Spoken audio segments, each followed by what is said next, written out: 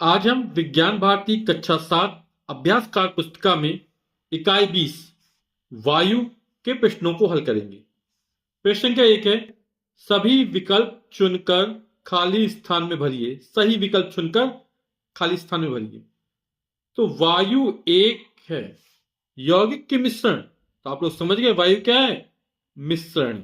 वायु में क्या होता है? वायु में लगभग 78% नाइट्रोजन होती है, 21% ऑक्सीजन होती है ना।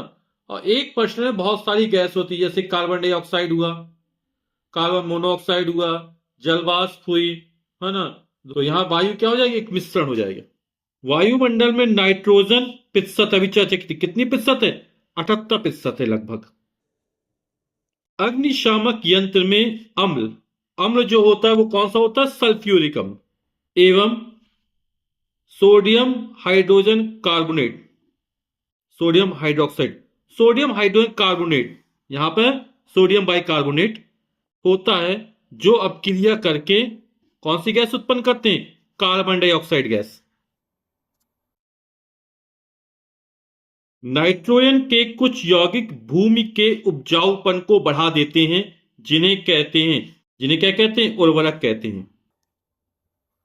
गैसीय CO2 को -57 डिग्री सेल्सियस तक ठंडा करने पर यह ठोस अवस्था में परिवर्तित हो जाता है, जिसका उपयोग की तरह किया जाता है।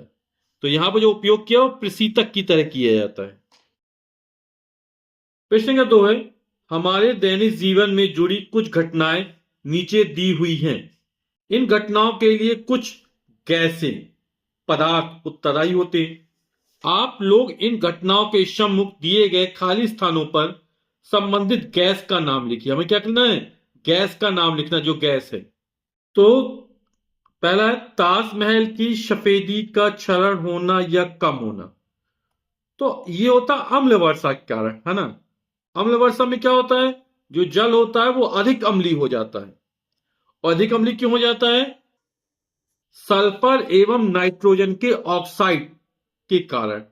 ठीक है, तो यहां पर हमें गैस का नाम लिखना है, तो सल्फर का ऑक्साइड का SO2 हो जाएगा।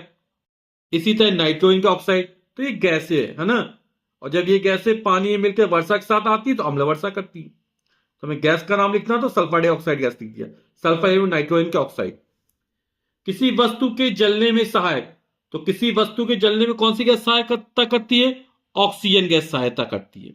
ठीक।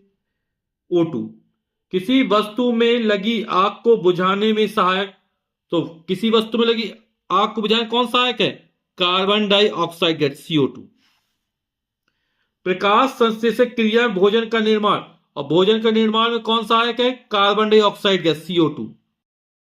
जो प्रकाश संश्लेषक क्रिया में सूर्य का प्रकाश, कार्बन डाइऑक्साइड गैस, जल तथा खनिज लवणों की सहायता से भोजन का निर्माण होता है।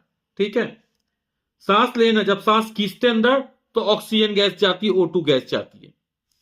जब सांस छोड़ते हैं, है ना, श्वसन की प्रक्रिया में ऑक्सीजन गैस अंदर जाती है और कार्बन डाइऑक्साइड गैस CO2 बाहर निकलते हैं, जिसको हम छोड़ते हैं। पराबैंगनी किरणें अल्ट्रावायलेट रेस से सुरक्षा कौन सी ओजोन परत करती? ओजोन गैस करती, O3। प्रशीतन में कार्बन डाइऑक्साइड यानी CO2 गैस का प्रयोग किया जाता है।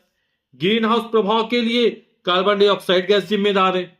और भोज्य पदार्थों के संरक्षण में नाइट्रोजन यानी N2 गैस हो जाएगी। प्रश्न कहती है, CO2 कार्बन डाइऑक्साइड गैस हमारे वायुमंडल में 0.03% उपस्थित होती है। इसका हमारे दैनिक जीवन में प्रत्यक्ष एवं अप्रत्यक्ष रूप से उपयोग प्रभाव होता है। बच्चों, आप नीचे दिए गए खाली बॉक्स में लिखिए। तो CO2 गैस के कार्य एवं उपयोग, तो पेय पदार्थ में इसका उपयोग किया जाता है ना। आप लोग कोल्ड ड्रिंक्स पीते हैं ना, झाग उत्पन्न होता है, तो कौन सी गैस मिली होती? कार्बन डाइऑक्साइड गैस मिली जाती। आग बुझाने में प्रयोग किया जाता है, फिर शीतल में प्रयोग किया जाता है। प्रकाश संश्लेषण क्रिया में जो पेड़ पौधे भोजन बनाते हैं उसमें CO2 गैस का उपयोग किया जाता है। उद्योगों में किया जाता है, ग्रीन हाउस प्रभाव में किया जाता है।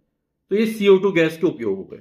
आओ करके देखें। गतिविधि एक प्लेट में थोड़ा नमक लेकर कुछ समय के लिए इसे नमी वाले स्थान पर रखने पर आप क्या देखते हैं? प्रयोग करके देखिए और उसका परिणाम लिखिए। तो आप प्रयोग करके जरूर देखिएगा। है ना, एक प्लेट थोड़ा सा नमक लेकर उसे कहाँ रखना है, नमी वाले स्थान पर रखना है। तो नमी वाले स्थान पर रखने से नमक हवा से नमी सोख लेगा, जिससे वह चिपचिपा हो जाएगा या जम जाएगा। परिणाम क्या निकला, नमक चिपचिपा हो जाएगा या जम जाएगा। गतिविधि 2, फ्रिज में रखी ठंडे पानी की बोतल को निकालकर बाहर रख देते हैं। आप क्या देखते हैं, लिखिए।